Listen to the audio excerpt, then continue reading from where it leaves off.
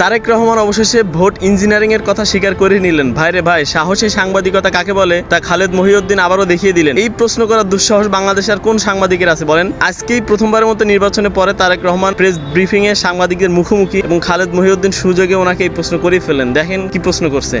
একটু প্রশ্ন করি যে গত সরকার চলে যাওয়ার পর থেকে কিন্তু আপনি বলে আসছেন যে এই নির্বাচনটা খুব সহজ হবে না, যদিও নির্বাচনটা খুব সহজই হওয়ার কথা, আপনার জনপ্রিয়তা, বিএনপির জনপ্রিয়তা সবকিছু মিলে।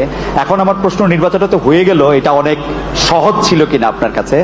আর এই প্রশ্নটার একটা ছোট্ট লেজ হলো যে এরকম, যে একটু অভয় দিলে বলি যে আপনাকে কোনো এই 200-র বেশি আসন পাওয়ার জন্য আপনাকে কোনো ইঞ্জিনিয়ারিং করতে হইলো কিনা? Thank you so much. আপনাকে ওটাতে জানাই। আপনি আমাদের জনগণকে কনভিন্স করাটাই হচ্ছে আমাদের ইঞ্জিনিয়ারিং। জনগণকে আমাদের যে ইঞ্জিনিয়ারিংটা ছিল সেটা হচ্ছে জনগণকে আমাদের পক্ষে নিয়ে আসা, সেটাতে আলহামদুলিল্লাহ আমরা সফল হয়েছি।